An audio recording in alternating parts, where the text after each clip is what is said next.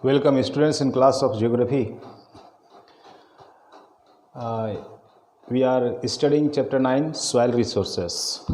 Before it you have seen the another name of alluvial soil such as riverine soil or loamy soil.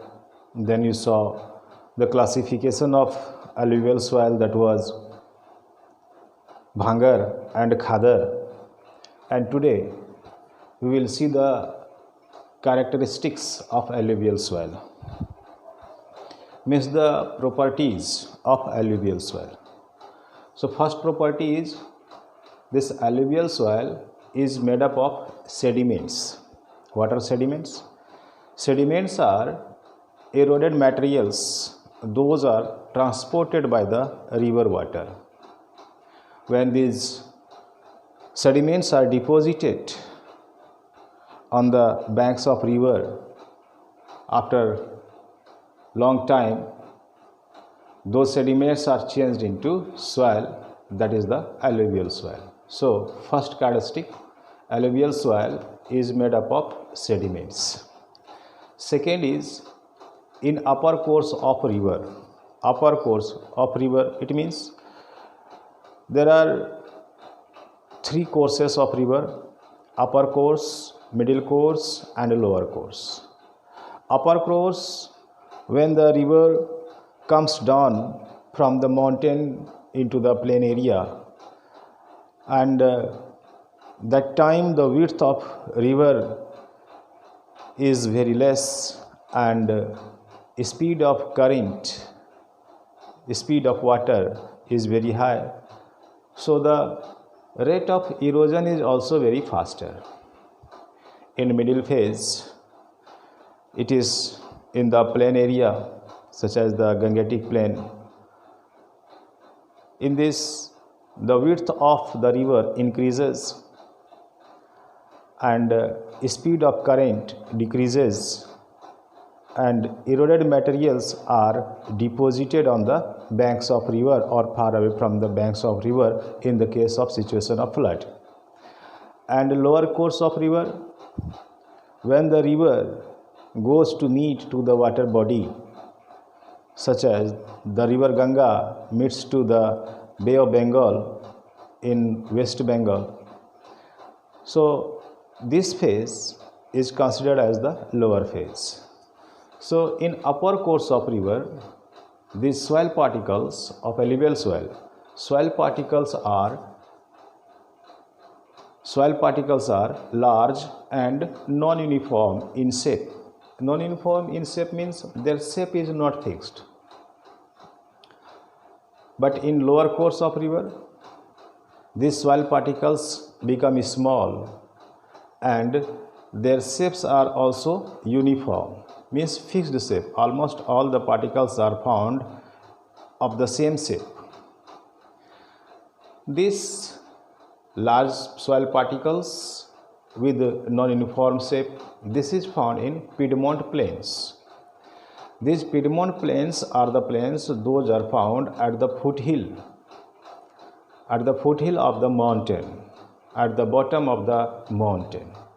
And this soil whose particles are small and their shapes are uniform, this is found in lower course of the river till 500-meter depth.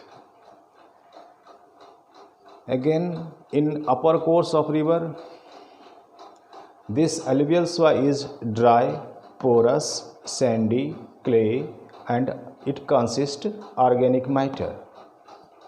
But in lower course of river, this alluvial soil is more compact.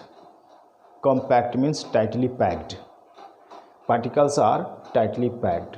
In lower course of river, the soil particles are more compact, means more tightly packed. It is less coarse and more moist, means it has good percolation capacity, absorption power of water, so it is more moist. Characteristic 6, alluvial soil is light and porous. What is the meaning of porous? Porous is the feature of the soil that allows percolation of water, seeping of water inside the ground. So alluvial soil is light and porous, so it is easily tillable. Tillable means it is easy to plow. It is easy to plow. Why? Due to this nature. Alluvial soil is light and porous, so it is easily tillable. Few more characteristics are left, that in the second phase.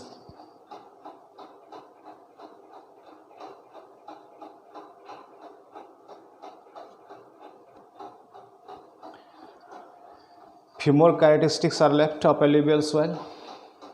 Characteristic number 7, it is fertile soil, very fertile. You know, the cause is always new sediments are deposited every year, so it is fertile. It is fertile soil because it is rich in minerals, especially in potash and lime. It is fertile soil. 8, it is deficient in nitrogen and humus.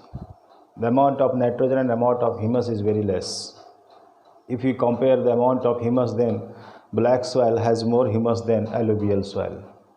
But in lower course of river, or we say in Ganga deltaic region, humus is very rich. Except that region, overall the amount of humus and nitrogen is very less in alluvial soil. Now, if you want to ask why is it rich in humus, this Ganga deltaic region, because this is the mouth of the river, and almost the sediments are deposited at the mouth of the river, and this deposition goes continuously. So due to continuous deposition of sediments, humus is also deposited, and this region, Ganga deltaic region, is rich in humus. Overall, alluvial soil is poor in nitrogen and humus, except this region, Ganga deltaic region. Since it is fertile, so it is suitable for cultivation. All types of crops are grown here, such as Kharif crop and Rabi crop. In upper course of river, if you see, then that region is good for cultivation of wheat, and in middle course and lower course, if you see, then that region is good for cultivation of paddy crops. Except these two, other crops are also grown, such as sugarcane, jute, etc., etc. So these are the characteristics of alluvial soil. From this section, so many questions are asked. The most important section of any kind of soil is the characteristics of that soil, from where the questions are asked.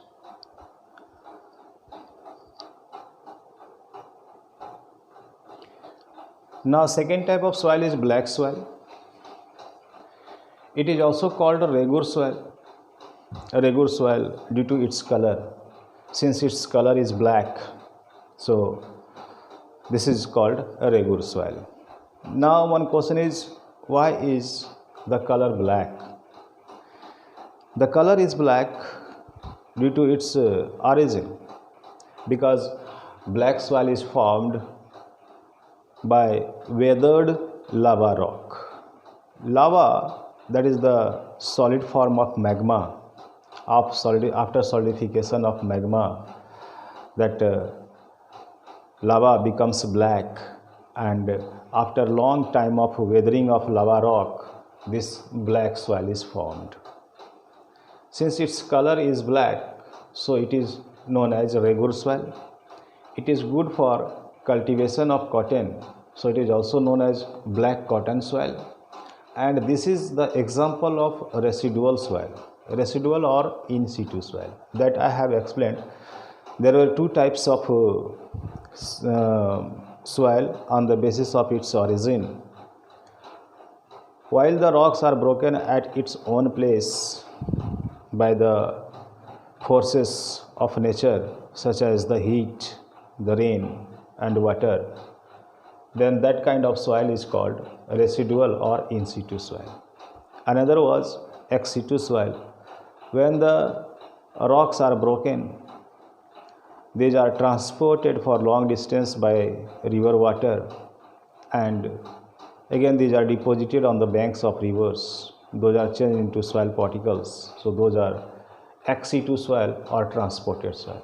So black soil is good example of residual soil because lava is broken at its own place, at its origin, and that is changed by the nature of forces, by the forces of nature, and it is changed into soil particles. So this is the example of residual soil. So these three facts you keep in mind. Black soil is known as regular soil, black cotton soil, and this is the example of residual or in situ soil.